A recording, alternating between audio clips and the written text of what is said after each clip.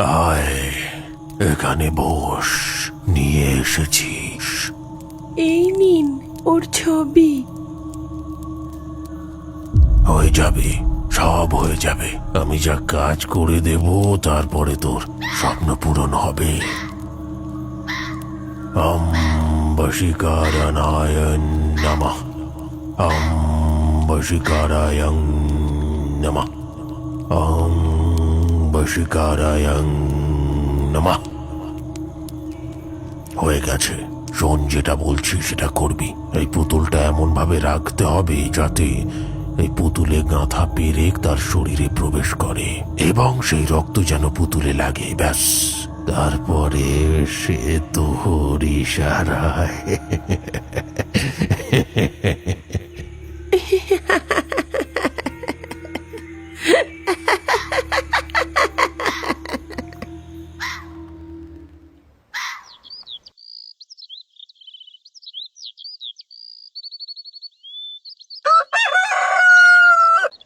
চন্দননগর গ্রামের মোড়ল মশাইয়ের একমাত্র আদরের ছেলে প্রভাসের নতুন বিয়ে হয়েছে। অনেক বাধা বিপত্তি পেরিয়ে 4 হাত এক হয়েছে।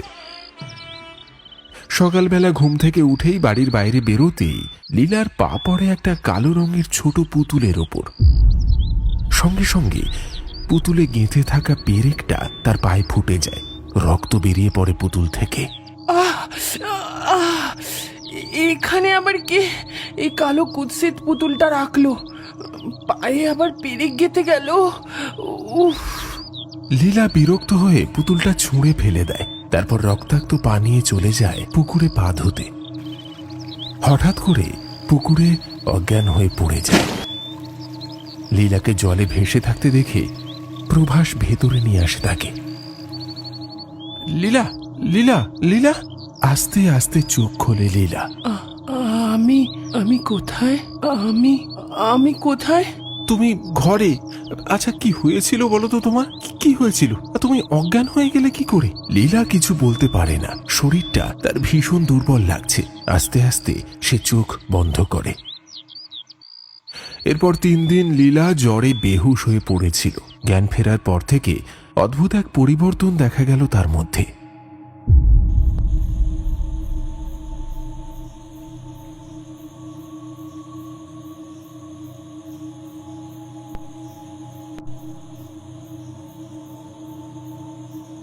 হঠাৎই দরজা খোলার আওয়াজে প্রভাসের ঘুম ভেঙে যায়।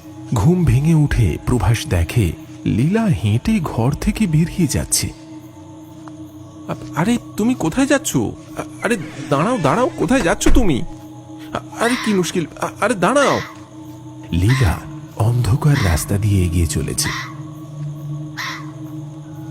কিছুটা যাওয়ার পর একটা বড় বট গাছের কাছে গিয়ে লীলা থেমে যায়। আর অনবরত তার মাথা ঠুকতে থাকে আর বিড় বিড় করে কিছু বলে। প্রভাস পিছন থেকে এসে লীলার গায়ে হাত রাখতেই চমকে ওঠে। লীলা!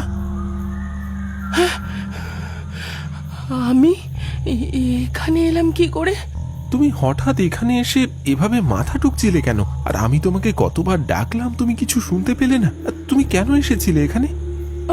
আমি জানি না, আমি জানি না। চলো, ঘরে চলো।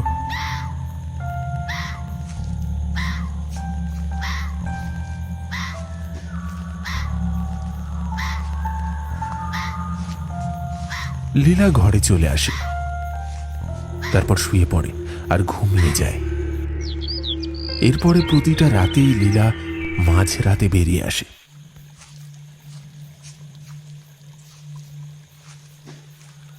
আর গাছের তলায় এসে কারোর সাথে কথা বলে। মাথা ঠকে অনবরত গাছে। প্রভাস প্রত্যেকবার ওকে ধরে নিয়ে আসে। প্রভাসের বারবার মনে হয়েছে গাছের আশেপাশে কেউ আছে, একটা কালো ছায়া। সে দেখেছে দূর থেকে, কিন্তু কিন্তু কাছে গেলে সেটা অদৃশ্য হয়ে যায়।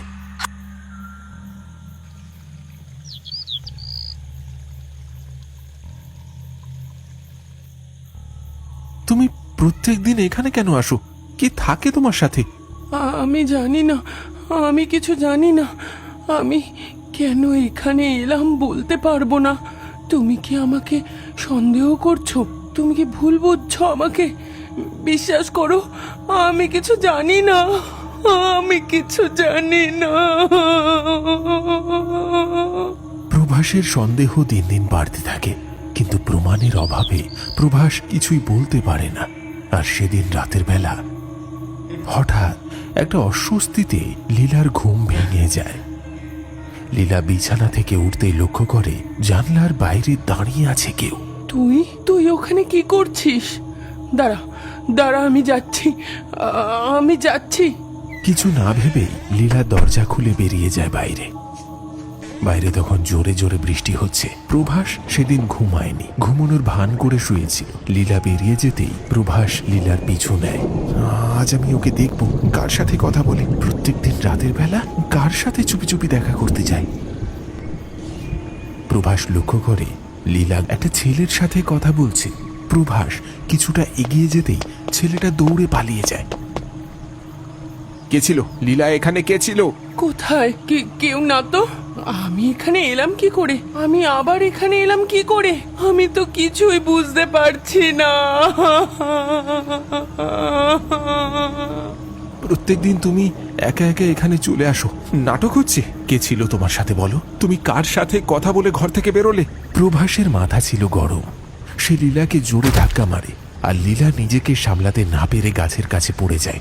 গাছের সাথে মাথা ঢুকে যায়, মাথা ফেটে রক্ত পড়তে শুরু করে, আর সেখানেই লীলা নিঃশ্বাস ত্যাগ করে। কেটে গেছে একটা বছর। প্রভাসের সাথে বিয়ে হয়েছে তার মায়ের আগে পছন্দ করে রাখা মেয়ের। প্রভাসের বিয়ে হওয়ার কথা ছিল কমলার সাথে, কিন্তু মাঝখান থেকে প্রভাস লীলাকে ভালোবেসে ফেলে আর তার সাথে বিয়ে করে পালিয়ে যায়। আমি জানি তুমি লীলাকে ভালোবাসতে, কিন্তু লীলার মতো দুশ্চরিত্রা মেয়েকে তুমি কিভাবে ভালোবাসতে পারলে? ওটাই ছিল আমার জীবনের সব থেকে বড় ভুল। ওকে আমার ভালোবাসাটা একদম উচিত হয়নি। ও ভালোবাসার মূল্য দিতেই জানে না। প্রভাস কথা বলতে বলতে জানালার দিকে তাকাতেই লক্ষ্য করে জানালার বাইরে দাঁড়িয়ে আছে লীলা। চমকে ওঠে প্রভাস। লীলা? লীলা তুমি? তুমি এখানে কি করে? কোথায়? কেউ নেই তো? তোমার কোথাও ভুল হচ্ছে। না, ওখানে আমি লীলাকে দেখেছি। কি বিভৎস রূপ তার! হঠাৎ তারা দুজনেই শুনতে পায় একটা নূপুরের শব্দ। ঘরে দুটো মানুষ ছাড়া কেউ নেই তো। ওদিকে কমলা ও নূপুর পড়ে নেই। তাহলে এটা কি হলো? এখানে নূপুরের শব্দ এলো কোথা থেকে? ঘরে আমি আর তুমি ছাড়া তো কেউ নেই, সবাই তীর্থে গেছে। জানি না, বুঝতে পারছি না কোথা থেকে আসছে। হঠাৎ করেই দুজনে শুনতে পায় এক পৈশাচিক হাসি। কে কে কে কে? এ তো কোনো সাধারণ মানুষের হাসি নয়। তাহলে?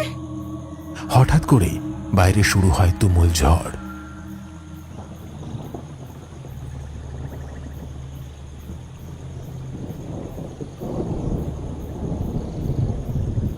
ঘরের লাইটটা কয়েকবার দপদপ করে জ্বলে নিভে যায়। অন্ধকার হয়ে যায় ঘরের চারিদিক। কমলা ঘরের বাইরে যায় মোমবাতি আনার জন্য। মোমবাতি জেলে যখন ঘরের ভেতর প্রবেশ করে, তখন হালকা আলো আঁধারিতে দেখে প্রভাসের পাশে বসে আছে লীলা। প্রভাস, প্রভাস তোমার পাশে দেখো, তোমার পাশে লীলা। প্রভাস ভয়ে ভয়ে পাশে তাকাতে লক্ষ্য করে তার পাশে বসে আছে লীলা। তুমি এখানে কি করে? তুমি তো মারা গেছো। মারা যায়নি, তুই আমাকে মেরে ফেলেছিস। ওটা একটা অ্যাক্সিডেন্ট ছিল। রাগের মাথায় আমি তোমাকে ঠেলে দিয়েছিলাম, আর তুমি গিয়ে পড়েছিলে গাছে, আর মাথায় আঘাত পেয়ে মারা যাও। এটা একটা অ্যাক্সিডেন্ট। আমি তোমাকে মারতে চাইনি। বাঁচাও, বাঁচাও! কে আছো? কে আছো? বাঁচাও! আমার বরকে মেরে ফেললো, ওই পিশাচিনী আমার বরকে মেরে ফেললো। লীলা পৈশাচিক হাসি দিয়ে আবার বলে, কে বাঁচাবে তোদের? কে বাঁচাবে তোদের? তোদের কেউ বাঁচাতে পারবে না আমার হাত থেকে। আমাদের ছেড়ে দাও, আমরা তোমার কোনো ক্ষতি করিনি। ছেড়ে দাও, আমাদের ছেড়ে দাও। এটা তো একটা দুর্ঘটনা ছিল। আমাকেও ছেড়ে দাও। সত্যি করে বল তো, তোরা কোনো ক্ষতি করিস নি? আমার সর্বনাশ তোরা করিস নি? রে কমলা, বল বল। তুই তো আমার সব থেকে বড় সর্বনাশ করেছিস, বল তুই সর্বনাশ করিস নি? কমলা ভয় পেয়ে যায়, চোখ মুখ তার সাদা ফ্যাকাশে হয়ে গেছে। যে কথা কাক পক্ষীতেও টের পায়নি, সেই কথা লীলা কি করে জানতে পারলো? আমরা সব জানতে পারি, সেই ক্ষমতা আমাদের আছে। তোর জন্য আমার সুখের সংসার ছাড়খাড় হয়ে গেল, বদনাম নিয়ে আমাকে মরতে হলো, চরিত্রের কালিমালি তো হলো। বল কি হয়েছে? আমি তো কিছুই বুঝতে পারছি না। কমলা, তোমার উপরে লীলা কেন এত রেগে আছে? না না, এসব মিথ্যে। সাহস কি করে হয় সবকিছু মিথ্যা বলার? শয়তানি বন্ধুরূপী তুই কাল সাপ একটা, তোকে বন্ধু বলতে আমার লজ্জা লাগছে। ছেড়ে দাও, ছেড়ে দাও ওকে, ওকে ছেড়ে দাও। ও আমার বিয়ে করা বউ, ওকে ছেড়ে দাও। ও তোমার কোনো ক্ষতি করেনি। সব থেকে বেশি ক্ষতি করেছে ও। তুমি জানো না, সবকিছুর পেছনে ওই দায়ী। প্রভাস চমকে যায়। লীলা বলে, শয়তানি তুই কিছু বলবি না আমি বলবো? কমলার ততক্ষণে খুব খারাপ অবস্থা। লীলা তখন বলতে শুরু করে, আমার ঘরের বাইরে ও কালা জাদু করে সেই পুতুল রেখে যায়, আমার পা লেগে যায় তাতে। তারপর থেকে ঘটে আমার সাথে সেই আশ্চর্যজনক ঘটনা। বল বল তুই বল, নয়তো তোকে এখানেই শেষ করে দেব। হ্যাঁ, আমি সব করেছি। আমি প্রভাসকে ভালোবাসতাম। ওর মা আমাদের দুজনের বিয়ের কথা ঠিক করে রেখে গিয়েছিল, কিন্তু মাঝখান থেকে তুই চলে আসিস। প্রভাস তোকে ভালোবাসে, তোকে বিয়ে করে ফেলে। তাই আমি যাই সেই তান্ত্রিকের কাছে, তারপর সেই তান্ত্রিকের কথা মতোই সবকিছু করি, তোকে বশীকরণ করি। আমি তোকে অন্যভাবে মারবো ভেবেছিলাম, কিন্তু তার আগেই প্রভাস তোকে রাগের মাথায় ঠেলে দেয়, আর তুই আঘাতপ্রাপ্ত হয়ে ওখানেই শেষ নিঃশ্বাস ত্যাগ করিস। ছি ছি কমলা, ছি। আমি তোমাকে ভুল বুঝেছিলাম। বন্ধুর নামে তুই কলঙ্ক।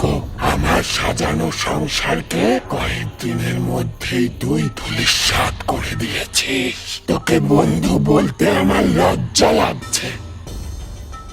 আমাকেও তুমি ক্ষমা করে দাও, ক্ষমা করে দাও আমাকে। আমি বুঝতে পারিনি এসবের পিছনে ও ছিল। আমি আমি আমি আমি তোমায় সত্যি ভীষণ ভালোবাসি, আমি সত্যি ভীষণ ভালোবাসি। লীলা ভয়ঙ্কর মুখে তাকায় প্রভাসের দিকে। কি ভেবেছ আমি কিছুই বুঝতে পারি না? মৃত্যুর পর প্রেতজনি প্রাপ্ত হয়েছি আমি, সবই আমি জানি।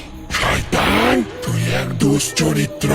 এখানে তুই কমলার সাথে আর বাইরে অন্য মেয়েদের সাথে। তোদের মতো পশুরা সমাজে থাকলে মেয়েদের ক্ষতি হতে থাকবে, তোদের বাঁচিয়ে রাখা যাবে না। ক্ষমা করে দাও, ক্ষমা করে দাও। ক্ষমা করে দে লীলা, আমি ভুল করেছি, আমাকে ক্ষমা করে দে, একটা সুযোগ দে।